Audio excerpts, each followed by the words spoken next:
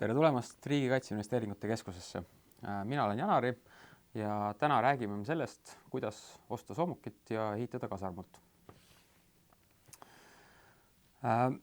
Olen lahinguplatvormide kategooria juht, vanust on 34 aastat ja pärit olen Pärnumaalt Paikuselt. Praeguseks olen oma eluga jõudnud Tapale. Kaitseväes olen alates 2011. aastast, kus ma alustasin ajateenijana mereväes. Sealt liikusin otse edasi Kaitseväe Akadeemiasse ja 2014 alustasin tööd suurtükiväepataljonis rühmaülemana. Edasi 2019 toimus siis ametikoha vahetus, kus ma alustasin toetuse väejuhatuses liikursuurtükkide K9 vastutavana. Liikursuurtükki võite näha ka siis esitluses pildi peal. Ja Riigi Kaitseinvesteeringute Keskusesse jõudsin 2024. aastal, kus ma alustasin projektijuhina ja nüüd siis olen kategooria juhi ametikohal.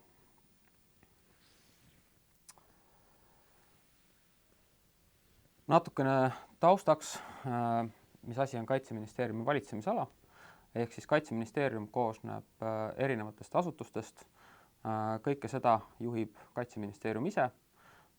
Seal lisaks on juures Kaitsevägi, Kaitseliit, Riigi Kaitseinvesteeringute Keskus, Kaitseressursside Amet, Välisluureamet ja kõige lõpus veel Eesti Sõjamuuseum.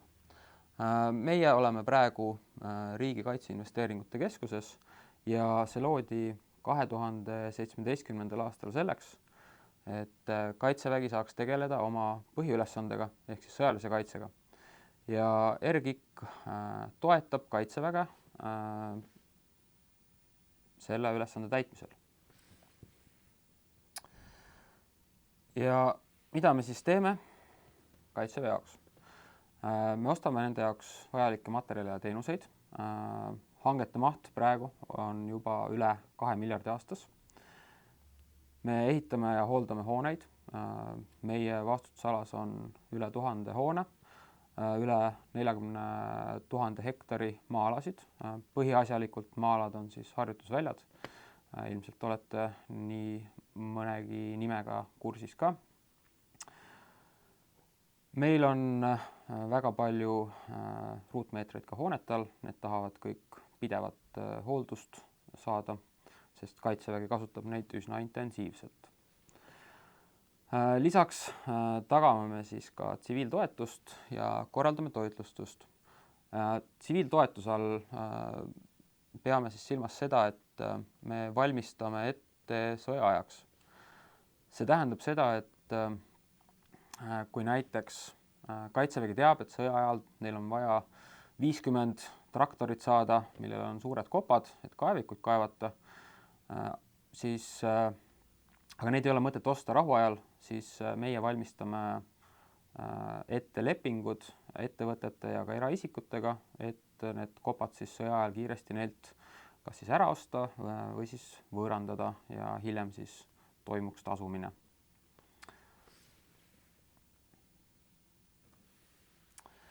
RGIK numbrites kaitse-eelarve on hüppeliselt kasvanud. Suur hüpe toimus loomulikult 2022. aastal ja nüüdseks on siis see järjest iga aasta kasvanud. Praeguseks oleme ületanud sisemajanduse kogutoodangust siis 5% piiri juba ja 2,3 miljardit on siis sellel aastal kaitse-eelarve. Illustreerimiseks 2025. aastal laskemoon, mis moodustab siis nagu väga suure osa kaitse-eelarvest, oli 350 miljonit eurot, sealhulgas on automaatide kuulid, seal on granaadid, miinid, aga ka raketid ja erinevad muud asjad, mis plahvatavad. Loomulikult ostsime ka hästi palju veoautosid, tavalisi maastureid ja igasugust eritehnikat. Lisaks lahingusõidukeid. Ilmselt olete ka kuulnud ja näinud Türgi soomukeid. Ja lisaks veel loomulikult siis ehitati ka väga palju uusi hooneid, tehti hästi palju süüa toitlustuskompleksides ja jagati ka väga palju sokke. Sokid kuluvad hoolega. Kui nüüd seda diagrammi natuke täpsemalt vaadata, siis seal on ka värvid välja toodud, et 2026. aastal siis sinine tulp, mis on, tähendab see, et see on kõik see osa, mis läheb relvastuse ja laskemoona peale.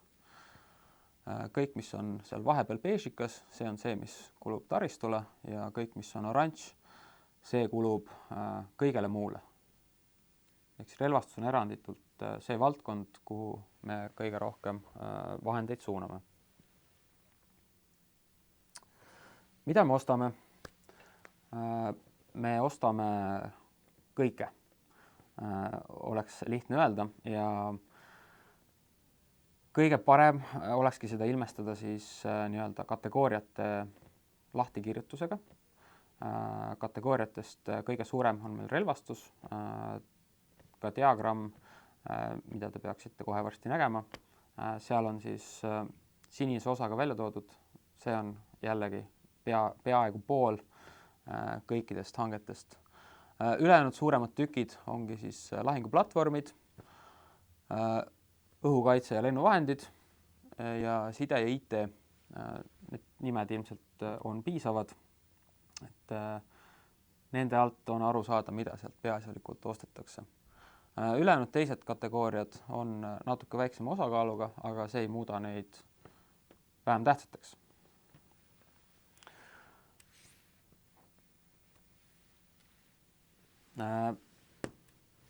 Ilmestamiseks on siis veel paar slaidi ka sellest, mis need täpselt on siis. Me ostame näiteks soomustransportööre, hiljuti osteti Türgist kokku siis üle 200 soomustransportööri 4x4 ja 6x6 rattaskeemiga. Me oleme soetanud jalaväe lahingumasinaid, aga teiselt poolt me soetame ka sõdurivarustuse komponente, milleks on siis maskeerimispulga värvid, sokid, vormid, sapöörilabidad ja ka kuivtoidupakid.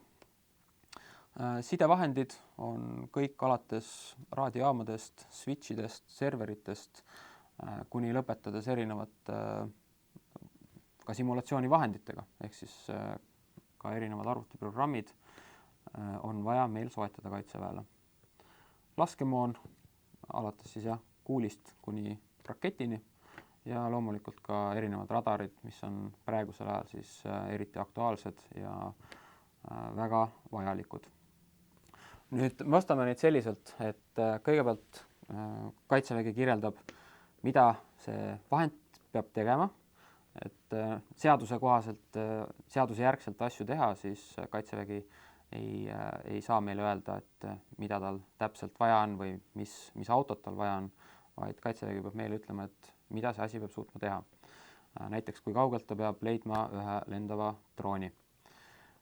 Selle arvelt meie võtame selle info vastu, kirjutame selle väga tehniliseks kirjelduseks, seda teevad meie insenerid. Samal ajal paralleelselt käib ilmselt ka turu-uuring, kus siis kategooriajuht, projektijuhid ja hankespetsialistid uurivad nii avalikest allikatest kui ka siis suheldes ettevõtetega otse, käies nende juures, ettevõtted käivad meie juures, viime läbi turu-uuringu, vaatame, mida on saada, kui palju on saada neid asju, mida Kaitsevägi vajab. Ja seejärel toimub siis hange. Kui hanke võitja on välja kuulutatud, siis on lepingu sõlmimine, üsna pikk protsess, nii hange kui ka lepingu sõlmimine ise. Ja seejärel me jääme tarnet ootama. Et hea näite korral, kui läheb kõik väga hästi, siis hankest lepinguni võib minna 3 kuud, aga see on niisugune väga kiire ja väga lihtne hange, aga selle jaoks võib minna ka mitu aastat. Et neid näiteid on meil võtta küll ja veel. Mida me ehitame? Taristu poolelt on samamoodi, see olukord on väga kirju, vaja on väga spetsiifilisi hooneid, mis peavad väga spetsiifilistele nõuetele vastama. Ehk siis just on lõppenud Ämari lennuraja renoveerimine, kasarmuid kerkib nagu seeni pärast vihma, on seda juhtunud juba aastaid ja see jätkub ikka veel. Töökojad erinevad, seal on samamoodi, masinatele on väga eripärased nõuded, seal peab väga detailis läbi mõtlema, et kui kõrge peab maja olema ja millised need tööriistad seal täpselt peavad olema. Ja samamoodi on vajalik mõnikord ehitada ka keset metsa tulejuhtimistorn, väga kõrge ja ka väga eriotstarbeline maja, mida ilmselt nii-öelda tavaelus sellega kokku ei puutu.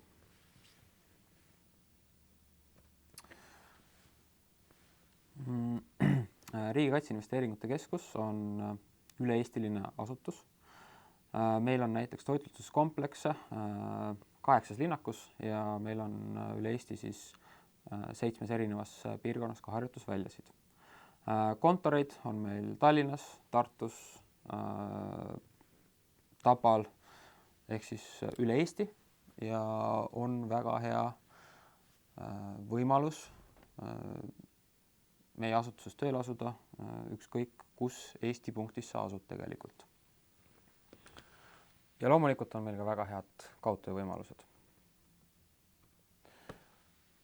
Ja lõpetaks ära siis toiduga, ehk siis üsna suur osa ka Riigi Kaitseinvesteeringute töötajatest tegelevad toitlustusega. Meil on üle 250 koka ja abikoka ja spetsialisti, kes tegelevad siis toitlustuse poolega ja nemad kannavad hoolt selle eest, et sõduril oleks kõht täis ja seda nii siis väeosas olles kui ka õppusel metsas olles, et seal kuivtoidupakis oleks maitsev ja toitev keha kinnitus. 2025. aastal serveeriti Eestis näiteks üle 5,5 miljoni toiduportsjoni kaitseväele ja igapäevaselt on vaja toitlustada siis umbes 500 000 ajateenijat, liitlast ja tegevväelast. Et jätkuvalt asub Baltikumi suurim toitlustuskompleks Eestis ja see on siis Tapa sõjaväelinnakus. Nii, küsimused. Meil on siis aega umbes 5 küsimuseks. Valin siit välja. Nii, esimene küsimus. Kuidas mõjutab NATO meie oste? On üsna hea küsimus. Suures pildis NATO meie oste nii-öelda ei suuna.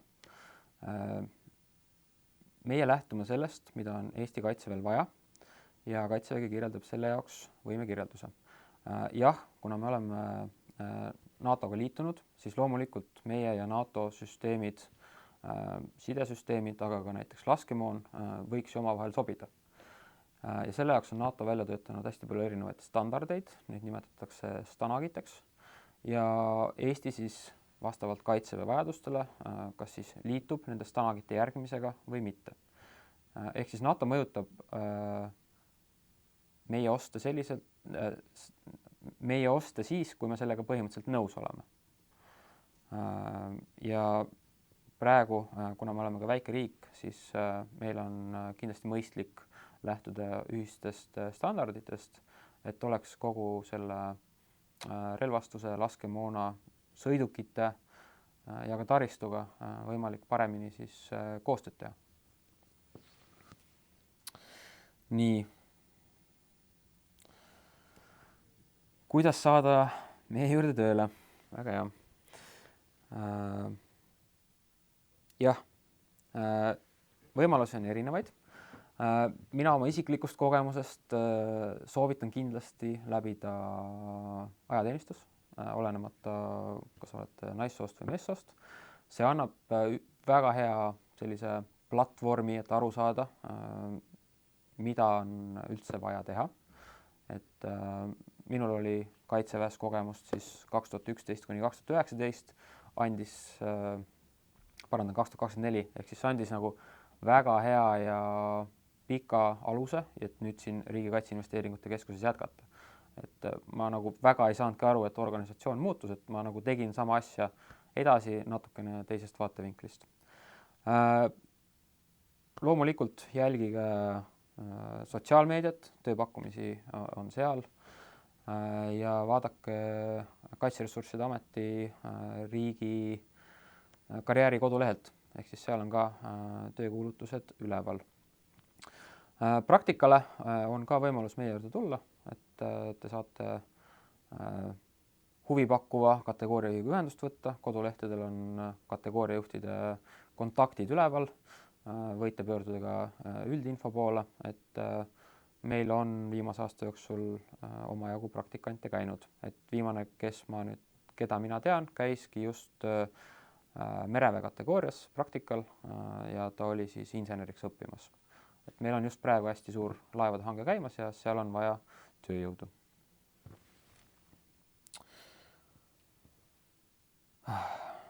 Nii, väga palju on häid küsimusi, ma võiks kõikide osas rääkida.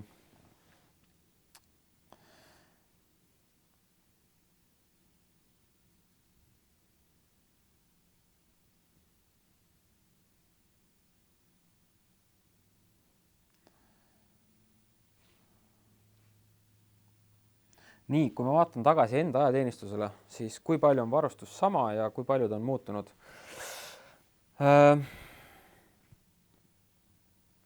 Osaliselt need asjad, mis on head, on minu hinnangul jäänud samaks, et ma nüüd nii palju ei näe, mis sõduritel seljas on. Me ikkagi pidevalt teeme tööd selle nimel, et siis varustus paremaks muutuks. Kui me räägime sõdurivarustusest, siis seal on enamjaolt lõiked ja saab parandada loomulikult ka materjale, kuidas nad hingavad. Ma mäletan, et kui mina ajateenistusse läksin 2011, siis esimene nii-öelda digilaiguga vorm, tol ajal oli just vormivahetus, siis see esimene vorm, mis selga anti, no see oli nagu vihmaõlikond seljas, et 2 sammu ja nahk oli märg ja õhk üldse läbi ei käinud, et praeguste vormidega on asi oluliselt parem. Kui me räägime muude asjade osas, suuremate asjade osas, siis minu lemmiknäide on liikursuurtükid. Et eelnevalt 2019 olid Eestil ainult siis järelveetavad liikursuurtükid. Neid oli circa 78 tükki, aga liikursuurtükid oli metsik muutus tegelikult kaitsevõime jaoks. Et neid kahte asja ei saa omavahel kõrvutada, ehk siis üks liikursuurtükk ja üks järelveetav suurtükk ei ole võrdsed. Kui me võtame kõige lihtsam näite on see, et kui kiiresti suurtükid suudavad lasta. Järelveetav suurtükk selleks, et kuskilt auto tagant haagisest saaks nii kaugele, et esimene mürsk rauast välja lendab, kulub väljaõppinud meeskonnal 4 minutit ja siis sealt umbes minut aega mõne mürsu äralaskmiseks ja siis on teine 4 minutit kokkupakkimine. Et kokku on niisugune 7-8 minutit, kui kulub, et lasud tehtud saaks ja minema sõita. Kui me räägime nüüd liikursuurtükist K9 näiteks, siis on selleks ajakuluks 1 minut. Ehk siis liikursuurtükk suudab liikumise pealt seisma jääda, suunata ennast õigesse suunda, lasta 3 lasku ja siis veel positsioonilt uuesti ära liikuda 1 minutiga. Et Kaitseväe taktika mõistes see oli väga suur edasihüpe. Ja neid hüppeid toimub jätkuvalt, et hästi palju suuri võimearendusi on veel käimas.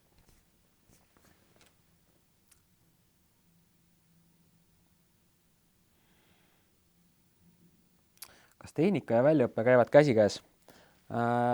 Jaa, loomulikult. Ilma väljaõpeta ei saa. Iga kord, kui me läheme uut tehnikat hankima, siis me ikkagi peame keskenduma sellele, et Kaitsevägi saaks vajaliku väljaõppe. Autode ja sõidukite puhul on ta natuke lihtsam, aga keerulisemad asjad on just erinevad relvasüsteemid, olgu see siis õhutõrje või siis lihtsalt HIMARS-i raketiheitja. Neil on omad kindlad protseduurid, mida tuleb loomulikult kasutamisel, aga ka hooldusel jälgida, sest muidu võib tekkida õnnetus, et õnnetusjuhtumid on üsna kergelt tulemas. Ise ma olen liikursuurtükkidega K9 üsna palju tööd teinud ja seal on, algus on juba see, et kui seda väljaõpet ei ole, siis lihtsalt pea lõhki löömine on seal masinas väga kerge, et lihtsalt teravad nurgad. Ja kui seda väljaõpet ei ole, siis ma olen näinud üsna palju inimesi, kes tulevad lihtsalt vaatama seda ja vale koha peal teevad vale liigutuse ja on juba väga valus. Ja samamoodi on laskemoonaga. Et alati see peab käsikäes käima.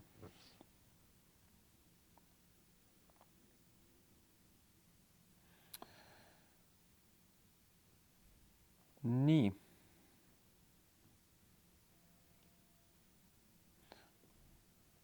Kui kaua üks suur relvasüsteem kestab? See on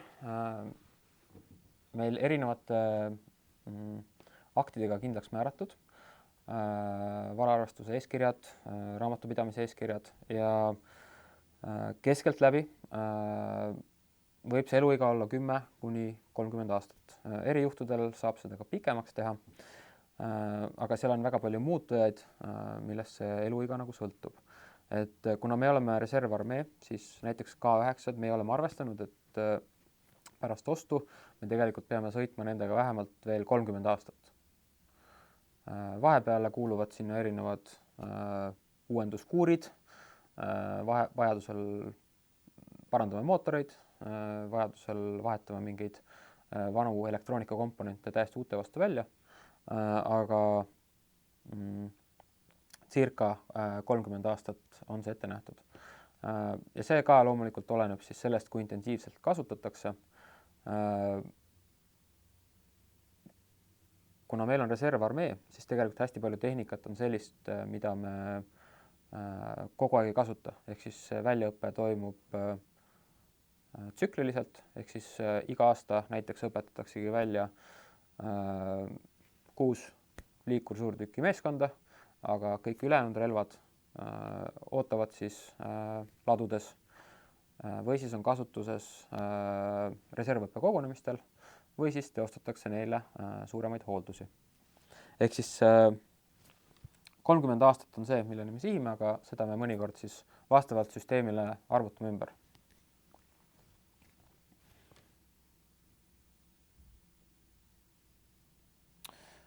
Nii, ja ostulisti ülevaatamine. Jaa, kahtlemata. Meie seda ostulisti vaadatakse kogu aeg üle. Seda jälgib nii Kaitsevägi kui ka meie. Ehk siis mõnikord võibki juhtuda, et Kaitsevägi on meile öelnud, et on vaja mingit kindlat autotüüpi, et paluks seda ja meie seejärel algatame oma protsesse, kirjutame kirjeldused, hakkame turu-uuringut tegema ettevõtetega suhtlema ja siis võib-olla isegi teeme ka nii-öelda hanke, leiame 3 sobivat ettevõtet, kelle hulgast valida, aga siis selleks on võib-olla juba aasta mööda läinud ja kogu see olukord on nii palju muutunud, et Kaitsevägi vaatab neid pakkumisi uuesti koos meiega ja siis ütleb, et aga tegelikult saaks selle raha eest midagi mõistlikumat ja mida võib-olla siis aasta pärast on juba rohkem vaja. Et see töö käib kogu aeg, et samamoodi võib välja tuua toidupakkidega, et toidupakke on meil viimati, kui ma tean, oli üle 20 neid erinevaid nii-öelda ratsioone, aga see pidevalt muutub ajas. Ja samamoodi toidupakke vaadatakse kogu aeg üle, seda sisu, käiakse, analüüsitakse, kuidas sõduritele need toidud maitsevad, kui palju sealt asju järgi jääb. Mina enda ajateenistust jälle mäletan, et oli üks sentimeetri paksune näkileivatükk ja enamus ajast sõdurid kasutasid seda ahju kütmiseks. Et nüüd praegustes pakkides mina ei ole kohanud, et sellist sellist näkileiba oleks, et on täitsa söödavaks muutunud asi. Et jah, me kindlasti vaatame pidevalt üle neid ostuliste. Nii, tundub, et jõuame päris palju küsimusi läbi käia. Vanad relvad ja tehnika. Vanad relvad on 2 varianti. Me kas ladustame nad või siis 3 varianti. Müüme maha või siis me lihtsalt saadame nad utiili. Üldjuhul Kaitseväe tehnika on nii eripärane, et need tegelikult ostetakse ära, et vanad veoautod, need on väga hea maastiku läbivusega ja neid on üsna lihtne remontida ja need üldjuhul tegelikult kõik oksjonitel müüakse maha. Loomulikult hästi palju saatsime siis Ukrainasse. Isiklikult tegelesin sellega, et saaks kõik meie järelveetavad haubitsad Ukrainasse saadetud ja see on üks variant, et me saadame nad kellelegi abiks. Et tegelikult pooled haubitsatest, mis me saatsime, olid meile ka saadetud abiks Soome poolt kunagi 90-ndatel. Et see otsus, mida mingi vana asjaga teha, selle otsustab Kaitsevägi ära, kuidas seda on vaja ja siis me teeme vastavad tegevused. Nii.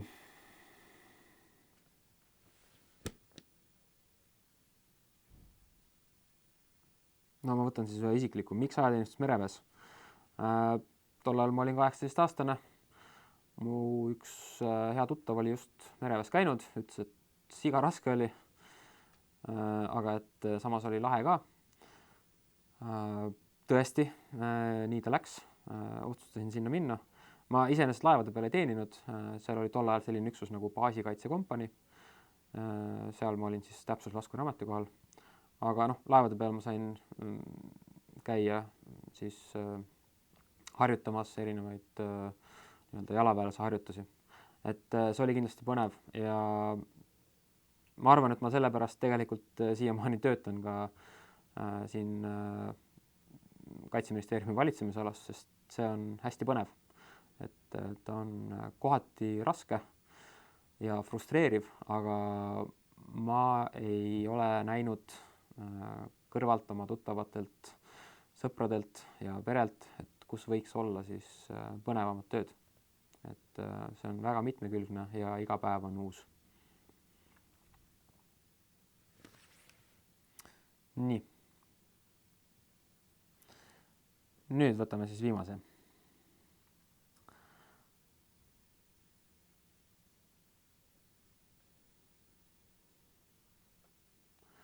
Mis on kõige kallim asi, mida Eesti on kaitseks ostnud? Praegu on meil käimas just üks kõigi aegade kallim hange ja see on laevade hange, ehk siis üsna suur maht ja see on mitu miljardit ilmselt. Praegu mis on juba tehtud, siis kõige suuremad hanked on, kunagi olidki jalaväe lahingumasinad ja nüüd vahepeal on olnud siis keskmaa õhutõrje hankimine. Aga jah, praegu see, mis on näha käega katsutavas kauguses juba on uute laevade hankimine.